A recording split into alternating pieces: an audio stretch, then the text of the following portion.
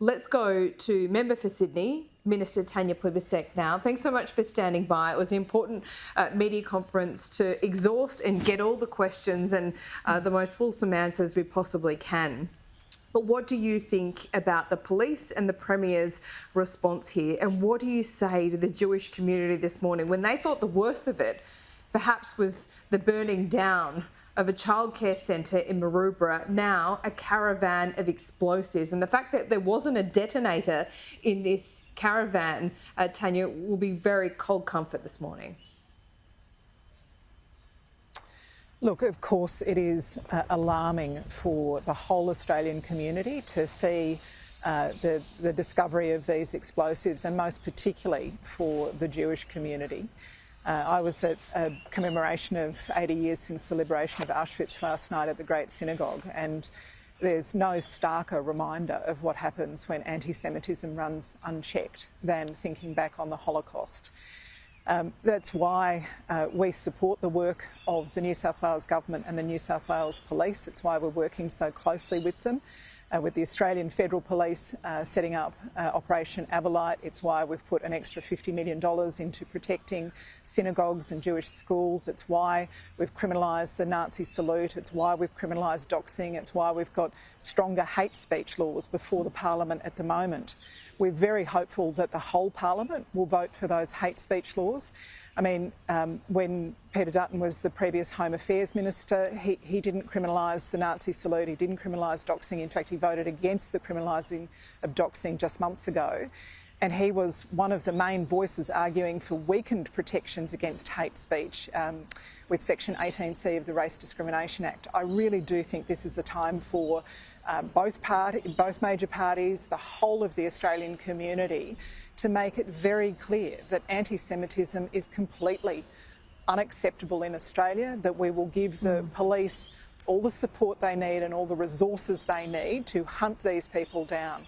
The final thing I'd say about this, Laura, in my electorate, the Newtown Synagogue was vandalised, as you know, and I was very grateful to the New South Wales Police, who found two people, made two arrests very quickly, within about a week of that happening.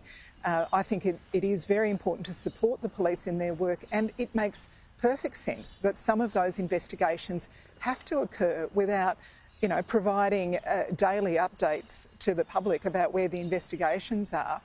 If you're tracking down criminals, your job is to track down those criminals, and some of that has to happen in a way that's confidential so that you can catch them. That makes perfect sense to me. Yeah, it does, and it will make perfect sense to many of our viewers, but many of our viewers also are Jewish, and they are feeling it at the moment. They're going through their day-to-day lives, and they have an inordinate amount of fear, and it is not unfounded.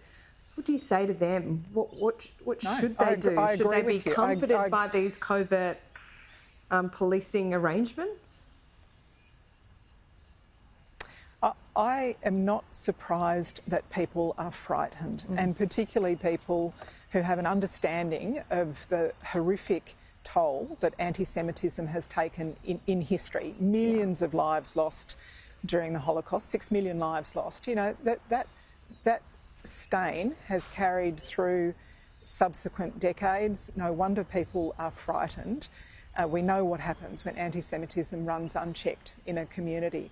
But what I do want to say to people is that no effort will be left undone by our government and by the other levels of government as well that we are working closely with. We are supporting our police and our security and intelligence organisations to chase down, arrest and prosecute every criminal involved in this, because we are determined that the Australian community will be safe for everyone, Members of the Jewish community don't feel supported by Labor. They seem to be, more supportive of Peter Dutton and the strong statements he has made publicly in recent months. Hindsight is a wonderful thing, of course, and this is not directed at you personally, but is there now some regret within Labor that perhaps you should have acted more strongly when these anti-Semitic attacks first started to happen 15 months ago, should you have taken it more seriously? Should you have had more foresight into just the threat of fear that would run through this community? Well, I guess I would urge people not to have a look at what Peter Dutton is now saying, but what he has done. So when he was the Home Affairs Minister for 4 years, he was part of a government that argued to weaken hate speech laws in this country. He could have banned the Nazi salute, as we have done. He could have banned doxxing, as we have done. We've also, as I mentioned, put $50 million into upgrading security for schools, synagogues and other Jewish buildings. Look at what we have done. Operation Avalite with the Australian Federal Police. At every stage we have given our security and intelligence organisations the powers and the resources they need to combat anti-Semitism. I think, it would be a really good sign if Peter Dutton now made clear that he will also vote to strengthen laws against hate speech in Australia. Those laws are before our Parliament. It would be very good to see that he will be voting for those in a bipartisan way, because this is a time when the Jewish community doesn't need to see people trying to make political profit out of this, but sees our major parties in particular coming together to say all of us find this upswing in anti-Semitism horrifying and completely unacceptable. And Laura, the final thing I'd say is there's not one view in the Jewish community. We've got a lot of, members and supporters who are Jewish, and they know the long history that the Labor Party has in combating anti-Semitism. This is not something that we've started doing in the last 6 months or the last 2 years. This is something that for decades Labor has been 100% clear of. We find anti-Semitism and any kind of bigotry completely unacceptable. Yeah, you're right. They're not one homogenous group and there are varying views, but I would, if I could put, a blanket statement out there, and that's to say, I think there is a majority of members of the Jewish community that wanted to feel more supported, perhaps wanted stronger words of support, not just actions from the Prime Minister himself. Do you think there's an opportunity for Anthony Albanese to put stronger statements out there and tell the Jewish people that they are supported? Look, I think the Prime Minister has been very strong on this.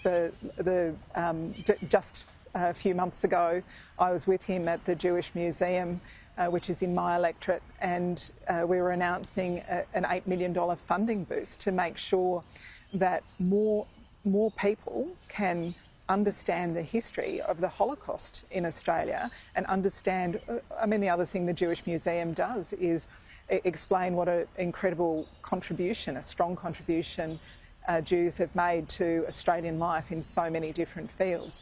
But actually helping more people understand what happened during the Holocaust and the impact that has had is a really important part of combating anti-Semitism as well. It continues to shock me how many people don't know the history of the Holocaust. It shocks me that there is, and this isn't just young people, this is, all ages seem to have missed the fact that there was industrial scale murder in Europe of more than 6 million people during the Second World War, and somehow that's been brushed from history. And Colin Tatz, who is an amazing academic who worked very closely with the Holocaust Museum, made a really important point. He said, this didn't come down from outer space with Hitler in the 1930s, that anti-Semitism has existed in our societies for hundreds of years. And so it is so vital that as governments we stand together, the 3 levels of government across the political spectrum, we say with one voice, this will not be tolerated in Australia. Anti-Semitism will not be tolerated in Australia. We will strengthen our laws, we will resource our police and security agencies to make sure that we stamp this out, and the criminals that are behind it will be caught and they will be prosecuted. Minister, what you've just said there is incredibly articulate and powerful, and I would say it's been better put by you in just those few minutes this morning than the Prime Minister or any other senior minister this morning. Do you think you get it, perhaps more than some others do? Oh, Laura, I think we've spoken as one voice as a government, and we've spoken as one voice with the New South Wales government, saying that we will not tolerate this behaviour. Thanks so much for your time this morning. I really appreciate it. We'll speak again soon. Thank you, Laura.